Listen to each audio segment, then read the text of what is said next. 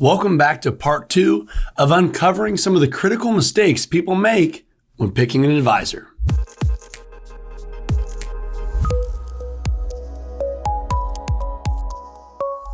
Welcome back to the channel. I'm Logan Sadler, and thanks for hopping on this video. And this is a part 2 video, so if you haven't seen part 1, go check that out as well. We also have some great content on a lot of other retirement planning topics if you're just stopping by for the first time.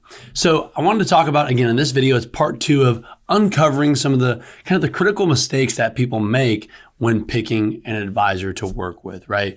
We unpacked 3 really good ones in the first video, and in this one, we're gonna do 3 in this video. So starting out with number 1, I wanted to talk about not uncovering or having a further conversation, or maybe even not a conversation at all, about what to expect from this relationship, right? So when you're hiring an advisor, perfect, Mr. or Mrs. Jones, awesome, everything works out great. You go with XYZ Financial, perfect. All of a sudden, I hear this all the time. I haven't heard from that guy or girl in a year or 2 years, or I never heard from him again. Or I hear from him every week, right? Or whatever the case may be.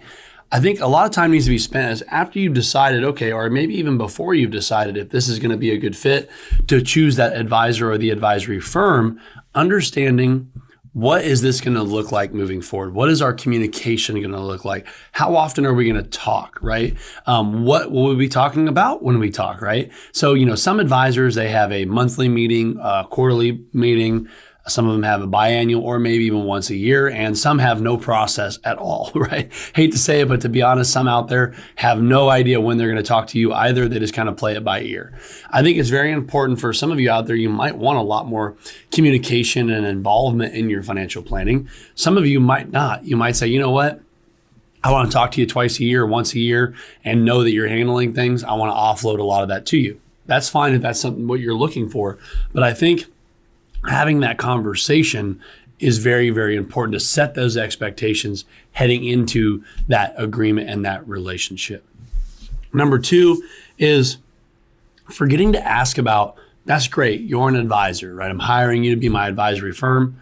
What resources, what connections, and what social circles do you have around you that would help me as your client, right? Do you work with Medicare experts? If you're, for example, we do retirement planning. So we work with Medicare experts, CPAs, estate planning attorneys, mortgage lenders for reverse mortgages, for refining, all of these different types of things, real estate agents, all of this stuff that kind of works into retirement planning.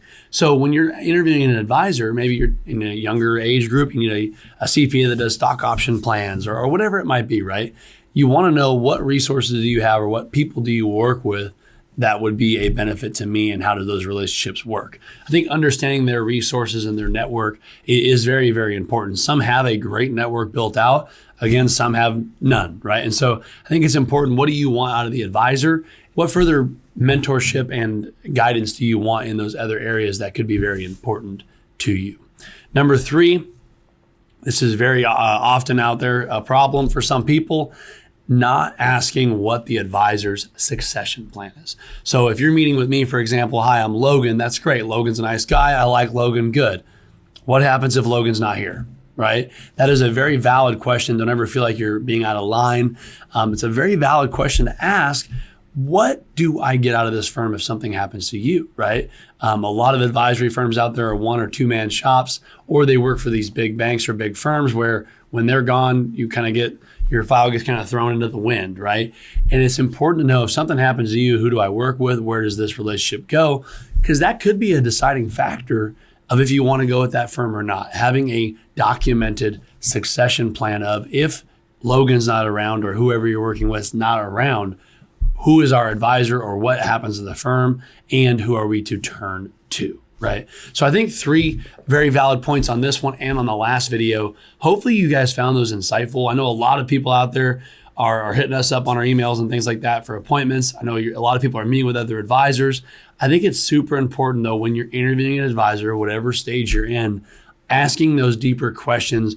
It's a lot more than just what type of returns do you get your clients or what investments do you use?